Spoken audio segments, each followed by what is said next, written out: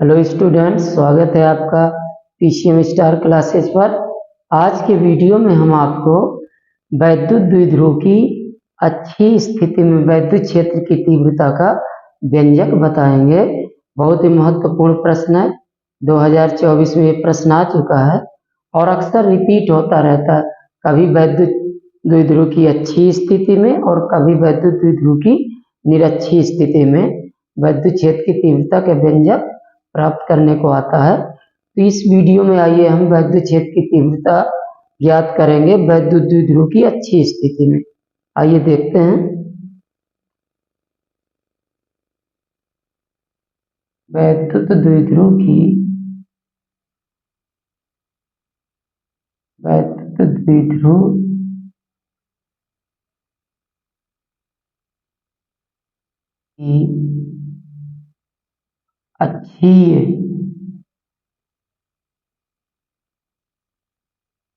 अच्छी स्थिति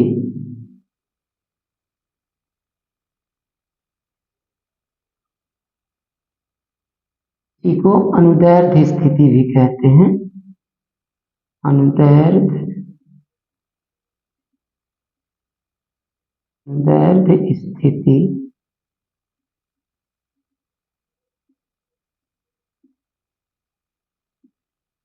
में वैद्युत क्षेत्र की तीव्रता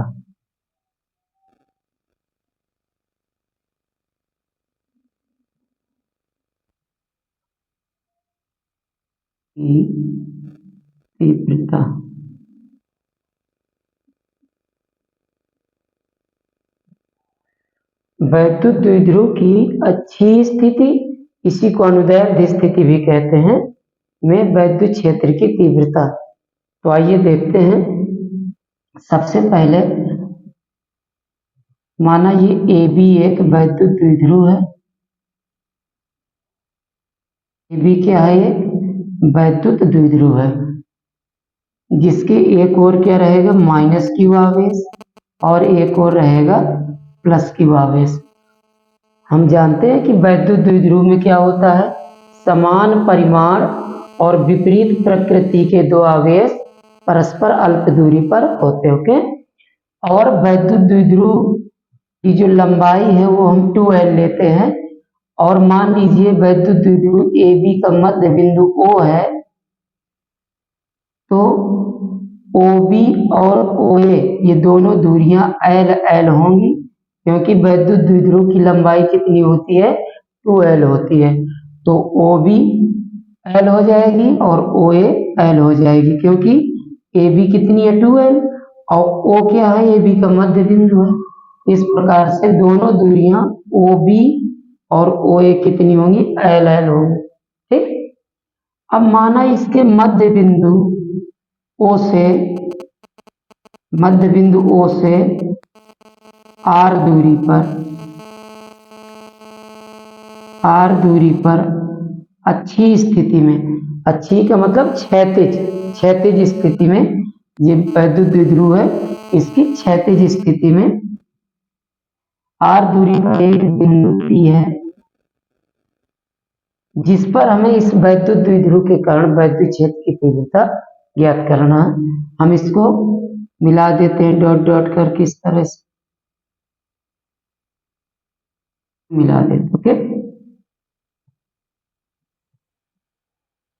यहां से यहां तक ये डिस्टेंस R है। अब हम अगर प्लस क्यू आवेश से इस बिंदु की दूरी निकालें तो कितनी होगी? क्योंकि यहां से यहां तक O से P तक की दूरी R है, और अगर हम B से P तक की दूरी निकालें तो R में से L घट जाएगा, तो यह आ जाएगा R माइनस L। ओके, और इसी प्रकार हम माइनस क्यू आवेश से बिंदु P यानी बिंदु A से बिंदु P तक की दूरी निकालें तो O से P तक दूरी कितनी R है, और ये यहाँ O से A तक की L है। तो अगर हम A से P तक की दूरी निकालेंगे तो कितनी हो जाएगी? R में L जुड़ जाएगा, तो ये हो जाएगी R प्लस L। ओके, ये हमारा चित्र रहेगा। एक बार फिर से समझ लीजिए। माना ए बी एक वैद्युत द्विध्रुव है जिसकी लंबाई कितनी है 2l। तो ए बी का मध्य बिंदु O है, तो L इधर रहेगी और L इधर रहेगी। अब माना इसके मध्य बिंदु O से R दूरी पर अच्छी स्थिति में एक बिंदु P है जिस पर हमें वैद्युत क्षेत्र की तीव्रता इस वैद्युत द्विध्रुव के कारण ज्ञात करना। ओके, तो हम प्लस क्यू आवेश से बिंदु P की दूरी, तो ये कितनी हो जाएगी, O से P तक की दूरी कितनी है, R है। हमें B से P तक की दूरी निकालना है, तो R में से ये L दूरी घट जाएगी। और इसी प्रकार जब हम A से P तक की दूरी निकालेंगे तो O से P तक की दूरी R है, उसमें ये L दूरी जुड़ जाएगी, तो A से P तक की जो दूरी हो कितनी हो जाएगी, R प्लस L। ओके, अब थोड़ा सा हम इस पर लैंग्वेज भी लिखेंगे। माना AB एक वैद्युत द्विध्रुव है, वैद्युत द्विध्रुव है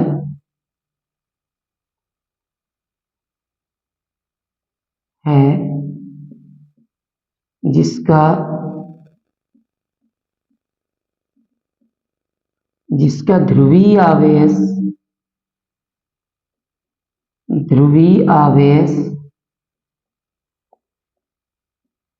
आवेश Q और अल्प दूरी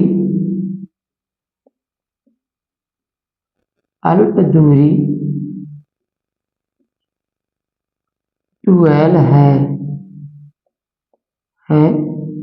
निर्वात या वायु में स्थित है, निर्वात या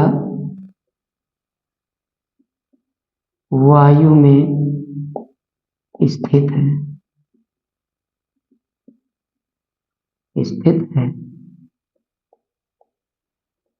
अब वैद्युत द्विध्रुव के ध्रुवीय आवेश से मतलब है कि आवेश के परिमाण से, और अल्प दूरी का मतलब है कि A से B तक की लंबाई, यानी वैद्युत द्विध्रुव की जो लंबाई वो क्या लेते हैं, 2l लेते हैं। अब माना इसके मध्य बिंदु O से R दूरी पर एक बिंदु P है, माना इसके मध्य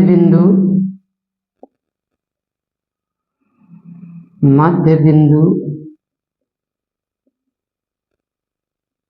O से R दूरी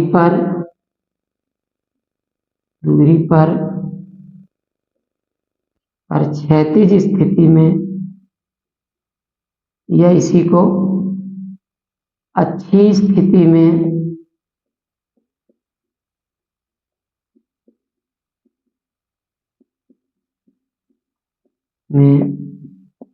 एक बिंदु P है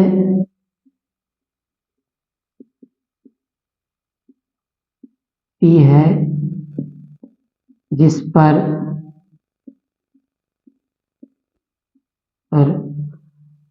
वैद्युत क्षेत्र की तीव्रता ज्ञात करना है।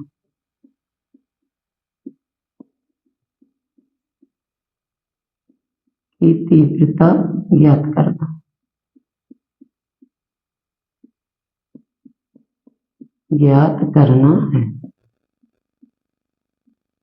इतनी हमें इस पर भाषा लिखनी है। अब क्या करेंगे, जब हमें बिंदु P पर वैद्युत द्विध्रुव के कारण वैद्युत क्षेत्र की तीव्रता ज्ञात करना है, तो पहले हम धन आवेश के कारण बिंदु P पर वैद्युत क्षेत्र की तीव्रता निकालेंगे। तो प्लस Q आवेश के कारण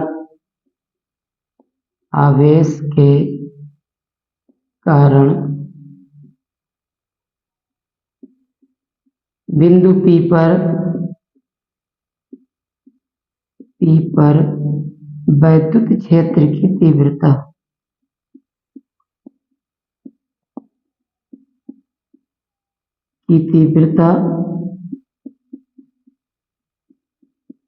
E1 equal 1/4 pi epsilon naught Q अपान अब यहाँ से यहाँ तक की दूरी कितनी, r माइनस एल का होल स्क्वायर।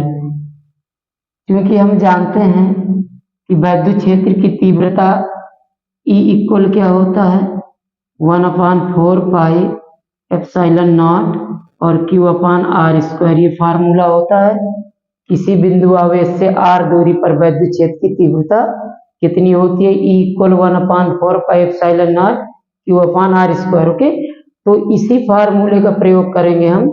तो प्लस Q आवेश के कारण बिंदु P पर वैद्युत क्षेत्र की तीव्रता निकालेंगे। तो E1 equal 1/4 pi epsilon naught Q upon R. अब यहाँ से देखिए प्लस Q आवेश से बिंदु P की दूरी कितनी, r माइनस एल है। तो हम r की जगह क्या लिखेंगे यहाँ पर, r माइनस एल। तो r माइनस एल का स्क्वायर। ओके, और इसकी दिशा धन आवेश के कारण किसी बिंदु पर वैद्युत क्षेत्र की दिशा उसी दिशा में आगे की ओर होती है, यानी आवेश से दूर की ओर। तो अब इस बिंदु P पर प्लस Q आवेश के कारण जो वैद्युत क्षेत्र की तीव्रता है उसकी दिशा इसी दिशा में होगी, इस तरह से E1, यानी B से P की ओर। इसकी दिशा कहां से होगी, B से P की ओर। धन आवेश के कारण वैद्युत क्षेत्र की तीव्रता जो होती है उस आवेश से दूर की ओर, यानी जिस बिंदु पर आप निकालेंगे उसी दिशा में आगे की ओर होगी। ओके, अब इसके बाद माइनस Q आवेश के कारण निकालेंगे बिंदु P पर। तो माइनस Q आवेश के कारण बिंदु P पर वैद्युत क्षेत्र की तीव्रता E2 इक्वल, इसको हम E2 मानते हैं, तो 1/4 पाई एप्सिलॉन नॉट Q अपान। अब देखिए माइनस Q आवेश से बिंदु P की दूरी कितनी है, r प्लस एल। तो यहाँ r की जगह क्या आ जाएगा, r प्लस एल का होल स्क्वायर। ओके, और इसकी दिशा, तो ऋण आवेश के कारण किसी बिंदु पर वैद्युत क्षेत्र की तीव्रता जो होती है उसकी दिशा जो होती है उसी आवेश की ओर होती है, यानी बिंदु P से किसकी ओर, A की ओर, यानी इस दिशा पे होगी E2। धन आवेश के कारण आवेश से दूर की ओर और ऋण आवेश के कारण ऋण आवेश की ओर होती है। ओके, तो इसकी दिशा P से A की ओर, P से A की ओर।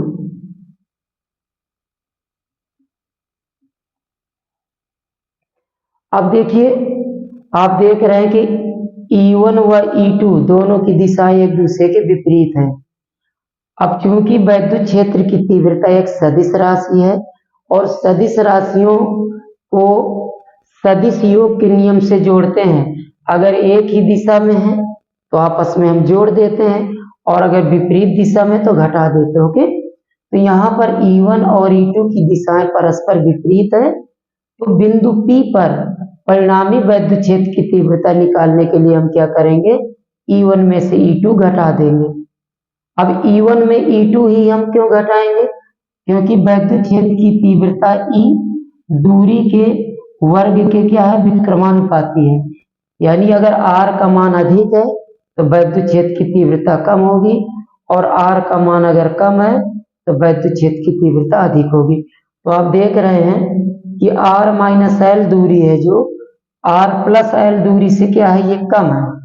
ये दूरी r माइनस एल कम है, तो इसका मतलब है कि E1 अधिक है और r plus L r minus L से अधिक है, तो E2 क्या हो जाएगी, कम हो जाएगी।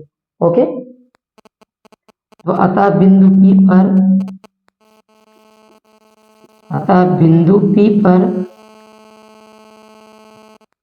पर परिणामी वैद्युत क्षेत्र की तीव्रता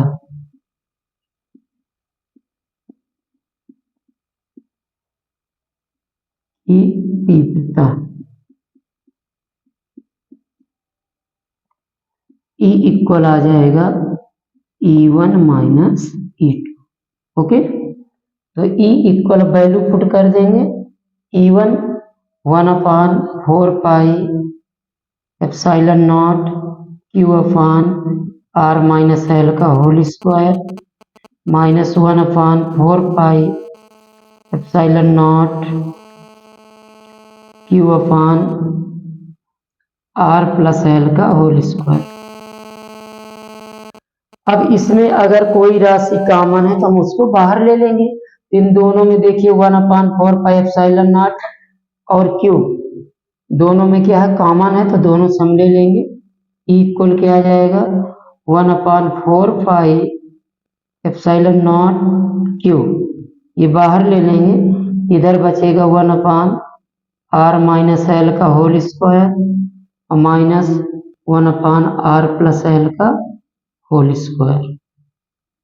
इतना यहाँ पर बच जाएगा। ओके, अब E इक्वल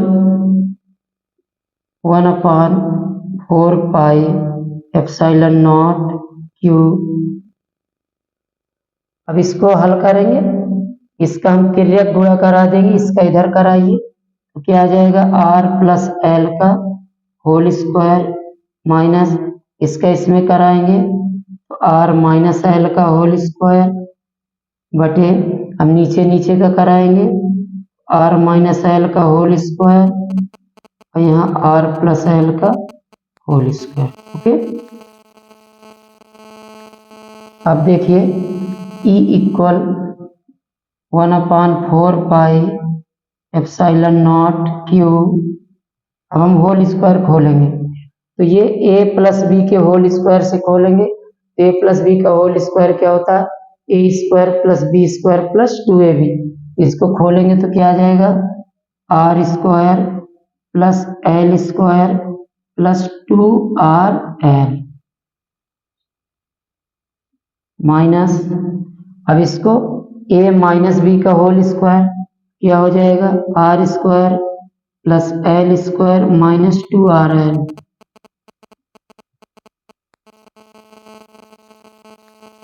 और इस पे देखिएगा, इसमें हम सूत्र लगाएंगे a माइनस बी और a प्लस बी। तो a माइनस बी और a प्लस बी का सूत्र होता है a square minus B square. तो ये आ जाएगा आपका R square minus L square और बाहर होल स्क्वायर है दोनों पे, तो यहाँ क्या आ जाएगा होल स्क्वायर लगा देंगे।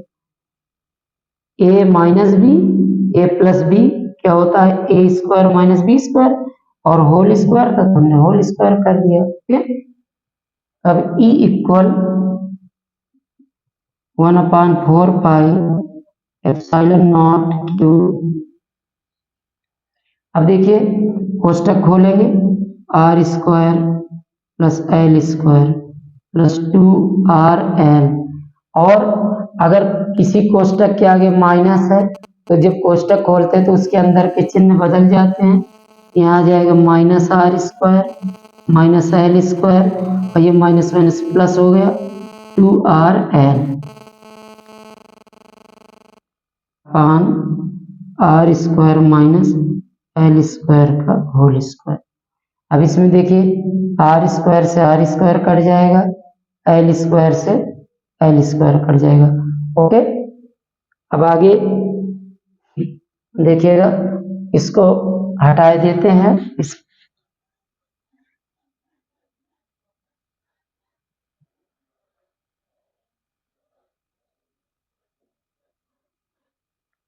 तो देखिए E इक्वल आ जाएगा,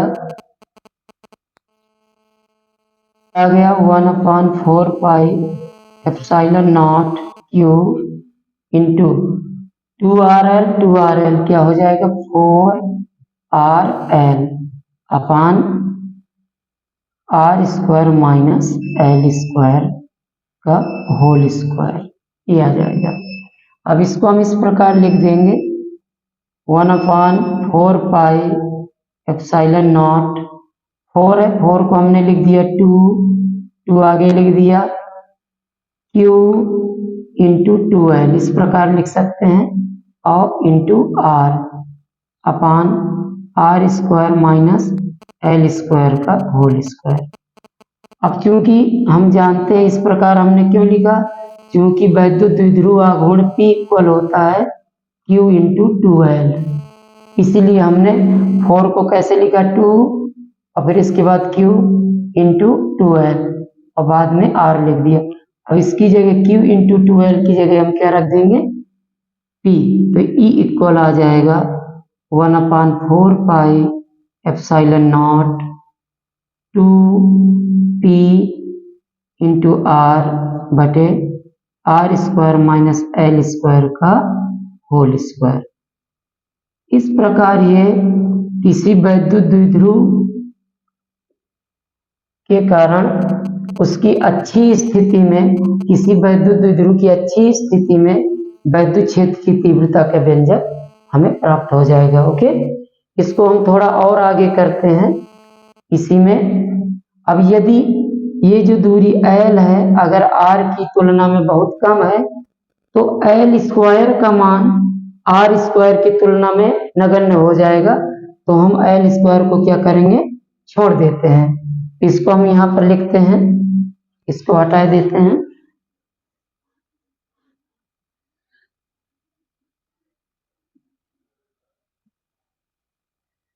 यदि L square very very less than R square तो L स्क्वायर को छोड़ने पर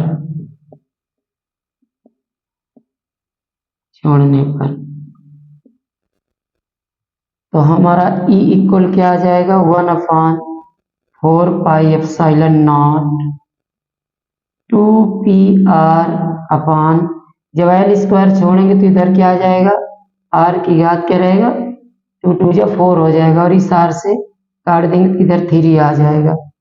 तो E इक्वल क्या आ जाएगा, E इक्वल आ जाएगा 1/4 पाई एप्सिलॉन नॉट 2P बटे R क्यूब, 2P बटे R क्यूब। इस प्रकार वैद्युत द्विध्रुव की अच्छी स्थिति में वैद्युत क्षेत्र की तीव्रता का व्यंजक आ जाएगा E equal 1/4 pi epsilon not 2P बटे R क्यूब। ओके, तो ये विस्तृत उत्तरीय प्रश्न है और 5 नंबर पर आता है। तो हमें उम्मीद है कि आपको समझ में आ गया होगा। और थोड़ा सा इसमें हम कभी कभार इसका सदिश रूप भी पूछ देते हैं, तो वो भी बता देते हैं आपको। इसका सदिश रूप क्या होगा, सदिश रूप अगर इसको हम सदिश रूप में पूछते हैं, कभी ये पूछ देता है विकल्प में पूछ देता है कि वैद्युत द्विध्रुव की अच्छी स्थिति में वैद्युत क्षेत्र की तीव्रता का सदिश रूप क्या होता है, तो ये आ जाएगा vector E equal 1/4 pi epsilon not 2 vector P upon R cube. ये इसका सदिश रूप हो जाता है। तो इसको आप बड़े ही आसानी से हल कर ले जाएंगे अगर ये प्रश्न आता है। और हम उम्मीद करते हैं कि वीडियो आपको पसंद आया होगा, और अगर वीडियो पसंद आया हो तो प्लीज़ लाइक और शेयर कर दीजिएगा और मेरे चैनल को सब्सक्राइब कर दीजिए। धन्यवाद।